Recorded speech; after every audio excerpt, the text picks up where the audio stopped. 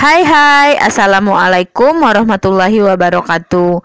Terima kasih Sana udah klik video ini dan selamat datang di channelnya Kiara Desman. Menurut sejarah atau cerita rakyat, orang Minang yang bersuku Koto tidak akan dimakan oleh buaya. Sekalipun jika terdampar di muara, hanyut di laut, bahkan ketika berenang di sungai yang banyak buayanya. Suku awak ko ado karomahnyo, awa indak kadimakan buayo, karano buayo tu palindung urang suku Koto. Kata-kata ini memiliki keistimewaan bagi orang yang bersuku Koto. Entah perjanjian atau kebaikan apa yang telah dilakukan oleh tetua suku Koto dahulunya sana, sehingga buaya pun enggan memangsa orang Minang yang bersuku Koto.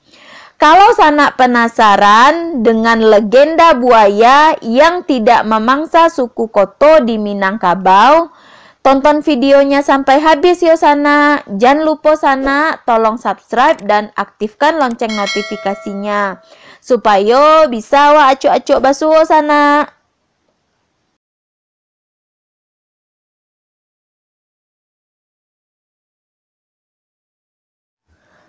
Menurut A.A. Nafis dalam bukunya yang berjudul Alam Takambang Jadi Guru, mengatakan bahwa nama suku Koto berasal dari kata koto yang berasal dari bahasa Sanskerta, kota, yang artinya benteng, di mana dahulu benteng ini terbuat dari bambu. Di dalam benteng ini terdapat pula pemukiman beberapa warga. Dahulu sana, suku Koto merupakan satu kesatuan dengan suku Piliang. Tetapi karena perkembangan populasi, maka paduan dua suku ini dimekarkan menjadi dua suku, yaitu suku Koto dan suku Piliang. Suku Koto dipimpin oleh Datuk Ketumanggungan yang memiliki aliran aristokratis, militeris, di mana falsafah suku Koto ini adalah manitik dari ate, tabasui dari bawah, batanggo naik, bajanjang turun, merupakan filosofi bagaimana cara suku Koto mencoba menyelesaikan masalah.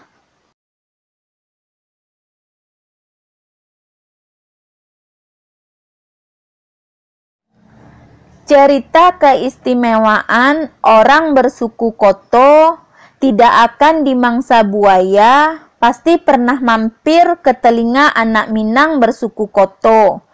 Biasanya sebagai dongeng pengantar tidur waktu kecil sana.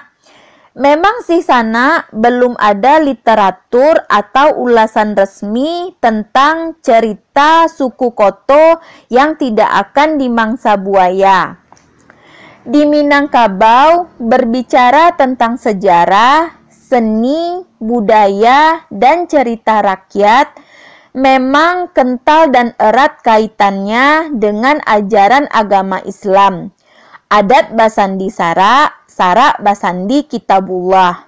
Jadi sana, adat basandi sara, sara basandi kitabullah merupakan falsafah hidup orang Minangkabau. Orang Minang akan hidup sesuai dengan ajaran dan perintah Islam.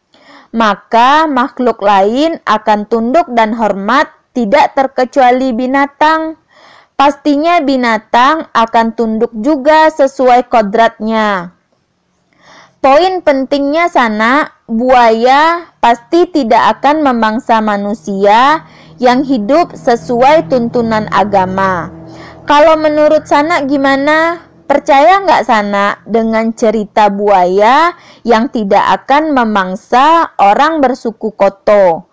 Cerita legenda turun-temurun. Diskusi di kolom komentar ya sana.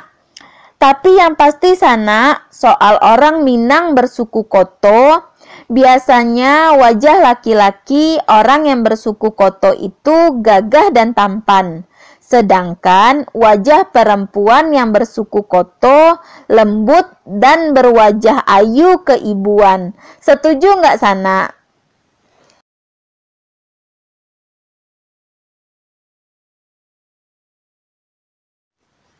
Di antara gala datuk suku Koto adalah 1. Datuk Tumanggung, 2. Datuk Bandaro Kali, 3. Datuk Sangguno Dirajo, 4.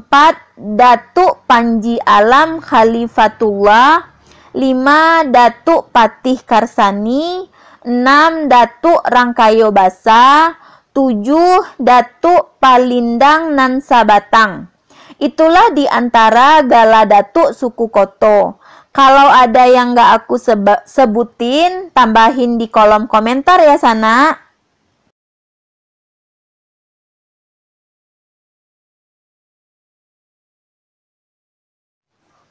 Ada beberapa tokoh besar di Indonesia yang bersuku Koto Sana.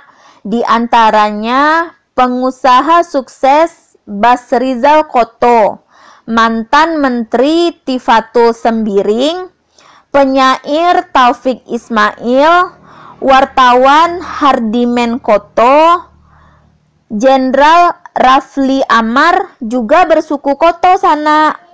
Oh ya Sana, apakah tokoh-tokoh besar di atas juga pernah mendengar cerita kalau buaya tidak akan memangsa orang bersuku Koto?